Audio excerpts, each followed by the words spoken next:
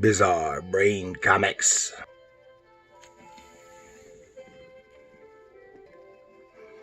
Hello, my comic book friends, and welcome to Bizarre Brain Comics. I'm Gary, your host. This is where I like to take a look at some older comics, talk a little bit about the characters and creators, and examine the stories and the art. But this time, we're going to do something entirely different. We're going to take a look at just a few, of the Hostess comic book ads. Everybody knows those who've read stuff from the middle of the Bronze Age. Okay, and this Hostess, had Hostess Twinkies, cupcakes, ding-dongs, all those other things. Okay, and these ads started running in 1975 through 81. And from what I understand, the very first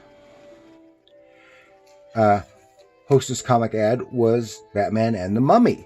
Hey, and that's this one right here. The very first ad. It appeared in a variety of titles, or they appeared in a variety of titles by various publishers, DC, Marvel, Harvey, Archie, and Gold Key. There was even one double-page spread ad in 1981 featuring Hot Stuff in Harvey Comics. But one thing that is unusual is that the ads did not appear in the issues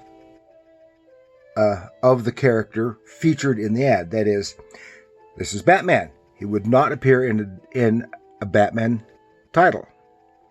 He would appear in others. Had Wonder Woman would not appear in Wonder Woman, for example. Spider-Man would not appear in Spider-Man. He would be in Captain America or what have you. So that's just a little interesting thing I've discovered.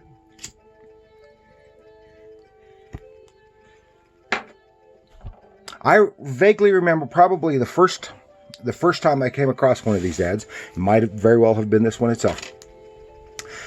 Of course, as I come up and go, Batman, what's Batman? So I started reading it, and then I go, it's an ad. I was surprised, as I was wondering what this Batman story is doing in the middle of the Superman comic or whatever it happened to be. But it was. So we'll take a little look at this one. This is Batman and Robin. Whoa. And there's this live mummy come, and it's got this archaeologist and his daughter, and it's imprisoning them in a cave. Robin shoots his anti-mummy ray against it, which doesn't work. And we got to come up with something else. So he starts feeding him Hostess Twinkies. I don't get the Twinkies. I never liked Twinkies. Now I like the ding-dongs, the snowballs, a lot of the other stuff, but Twinkies were always just disgusting. And yet they were the most popular. And of course, several years ago, Hostess went out of business, and then a couple years later, somebody had bought the brand and the recipes, and then started producing and distributing the Hostess stuff again. So Hostess is still out there, and the Twinkies are still out there. Disgusting as ever, Twinkies.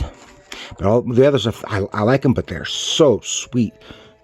And when you chew them, sometimes you can feel and hear the crystals of sugar crunching in your teeth. Yeah, there's Batman and the Mummy. Oh, here's another one. Lights, Camera, Crime.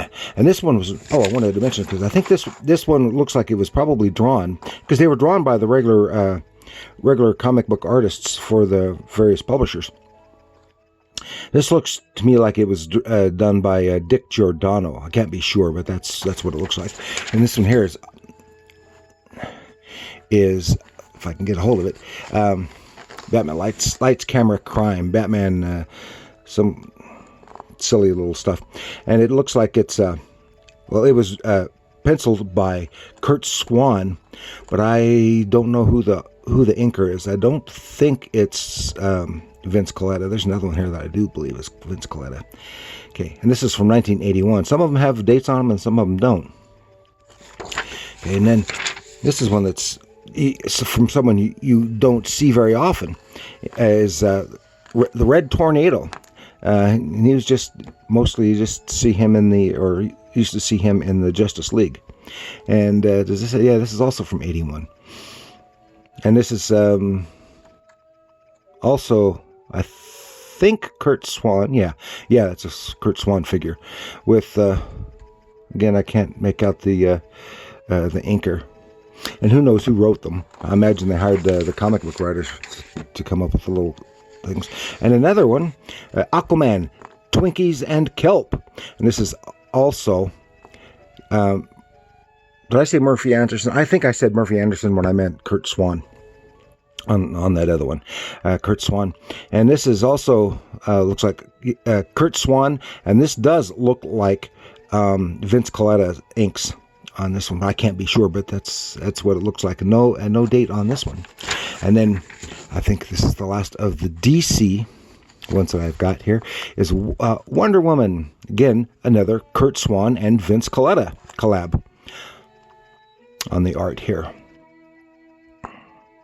And of course, Kurt Swan is one of my favorites. He's my favorite Superman artist and stuff. Surprisingly, I don't have any of Superman in these.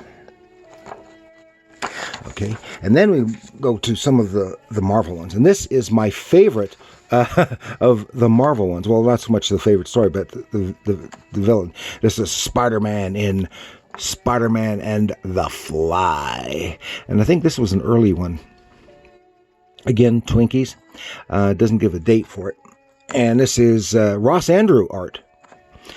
And I don't know who the inker was. Could have been Ross Andru himself, or maybe Vince Colletta. But yeah, definitely Vince Colletta. But the villain here, he is like a D-list villain, Spider-Man villain. This is the Fly, and I've only seen him a couple of times. One of them is here. Oh, the amazing thing is that he looks so much like the Archie Red Circle character, the Fly. I mean, the color scheme and stuff is very similar, and general concept.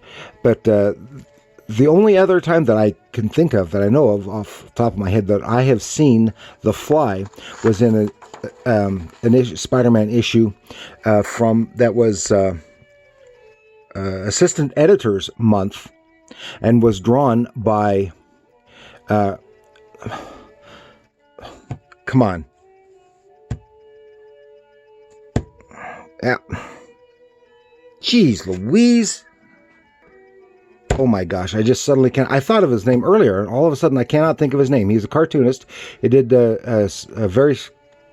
mostly parodies, and it's right there. I cannot think of his name. He did little cartoons in the comics, and then some self-published. I've featured him 2 or 3 times. I even did a feature on his book that he drew the Spider-Man for. And I just suddenly cannot think of his name. Oh well. But that's the only story I remember seeing the spider in.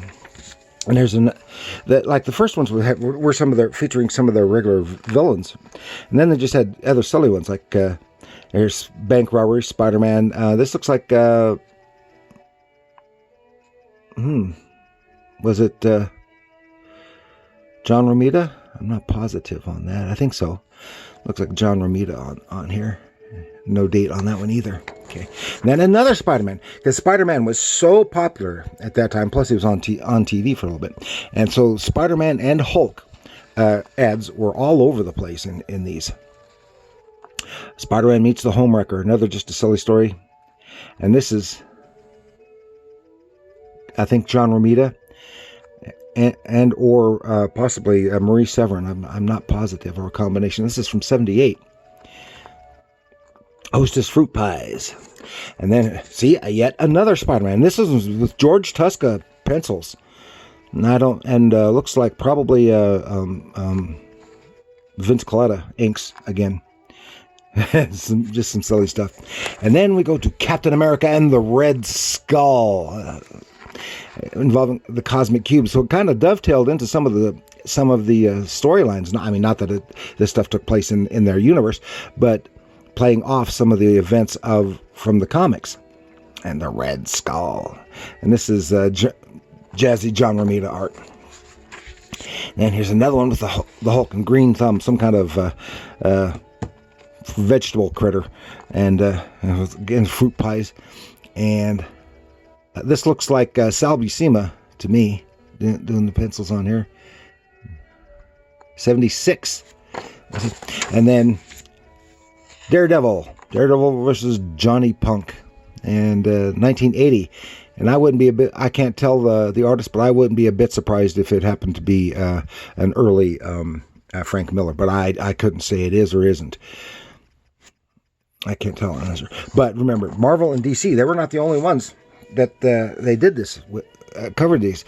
Here's from Archie. It's Josie and the Pussycats. Josie eats her words, and this kind of makes me think of what is another name I suddenly cannot think of? Al Hartley, but I don't know. Might be Dan, whatever. And here's one for featuring Richie Rich, and you can see this was originally in a Hot Stuff comic. And again, no date, and could be Ernie Colon. And then another Harvey. This is in a Casper comic. And this was with Sad Sack. And doggone it, they're Hostess cupcakes. And then if you're not familiar with Sad Sack, I'm sorry, but then they weren't the only comic ads in the comics. Because here's one from later, but it's not Hostess, and it's rare because this is Superman in the case of the snake shapes, and it's advertising a toy sold in Kmart. And they're using Superman. Now that's very, very rare. There were others that were comic ads of various kinds. Like in my last video, I happened to show one in the context of the story, which is for Lee Jeans. But they had none of the comic characters in it. And here's another one that does feature comic characters, but that's just because it's a toy featuring the comic book characters. In this case, it's Ricochet Racers, featuring Captain America and Spider-Man, and they're in the ad.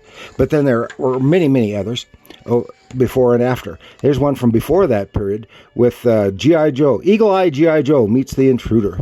This was drawn by John Romita, from the looks of it. A cute little thing with and it has the G.I. Joe. He had a hole in the back of his head, and you can look through it. And he had lifelike hair. And they had another one that had kung fu grip. And this was they made an enemy for him, and they had started making vehicles, and had this super powerful being who had a figure out there, I guess. So that's all I've got for you this time around. There are a lot of them, lots and lots, hundreds of them out there. And now they're fun for nostalgia purposes. Oh, and I've talked way too long. But that's all I've got for you this time. Please like, share, subscribe, and let me know what you thought of the Hostess and other comic book ads like this in the comics. Do you have any specific memories of them? Let me know what you happen to think.